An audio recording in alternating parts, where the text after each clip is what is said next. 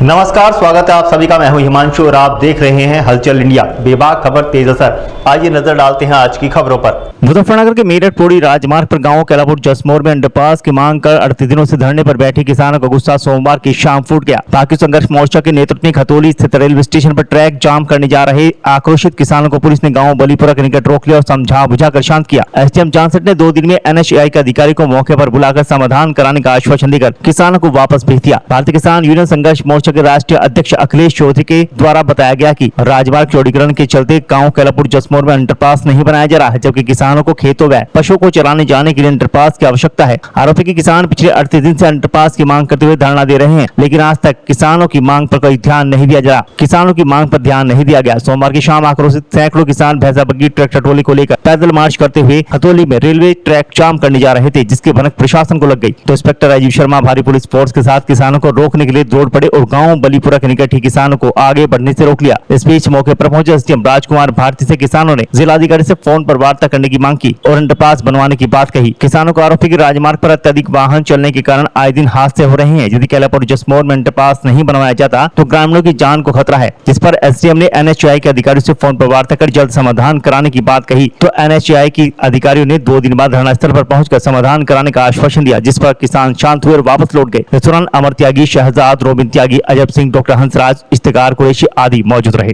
ऐसा है, गांव कैलापुर में अंडरपास की मांग को लेकर पिछले 38 दिनों से धरना चल रहा है और उसमें किसानों की मांग है कि यहाँ गांव में अंडरपास होना चाहिए। गांव से पूरब की दिशा में 90% खेतीबाड़ी का काम है और पशु चराने का भी ये काम करते हैं, भेड़ बकरी चराने का भी ये काम करते हैं और उसे खुले तरीके से 100 पशु 200-250 बकरी भेड़ उस साइड में ले जाते हैं। अगर अंडरपास नहीं होगा तो वहाँ घटना घटेगी।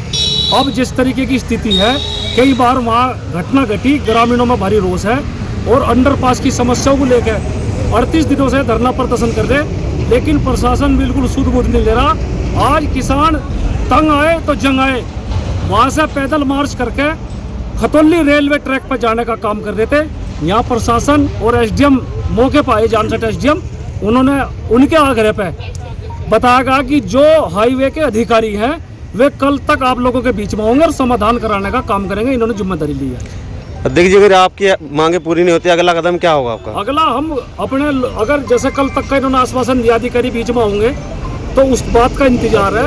अगली पंचायत, बड़ी पंचायत करके जो भी निर्णय लेंगे, हम अपना निर्णय बैठ कर सार्वजनिक करके पंचायत करने का या कोई भी अलग निर्णय होगा उसका काम करेंगे। मैं अमर त्यागी, जिला अध्यक्ष सहारनपुर।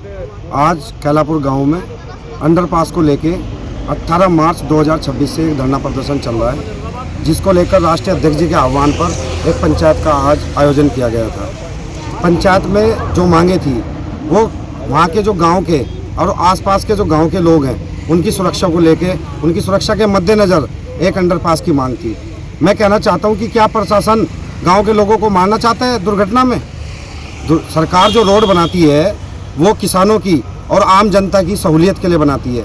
अगर आम जनता और जो आसपास के गांव के लोग हैं, अगर उस हाईवे पे उनको दुर्घटना में अपनी मौत का शिकार होना पड़ता है तो ऐसा अंडरपास, ऐसा हाईवे, ऐसा रोड सरकार की तरफ से गांव वालों को नहीं चाहिए। अगर अंडरपास सरकार की तरफ से किसानों को नहीं दिया जाता और उनको अपनी दुर्घटना में मौत का शिकार होने के लिए आना पड़ेगा तो हम उसका विरोध करेंगे और हम हाईवे पे जाम लगाएंगे और रोड को बनने नहीं देंगे। तो चला है आपसे विदा लेने का। कल फिर होंगे हाजिर कुछ नई और ताज़ा खबरों के साथ। तब तक के लिए दीजिए हमें इजाजत। नमस्कार। हमारे YouTube और Facebook चैनल को फॉलो और सब्सक्राइब करना ना भूलें।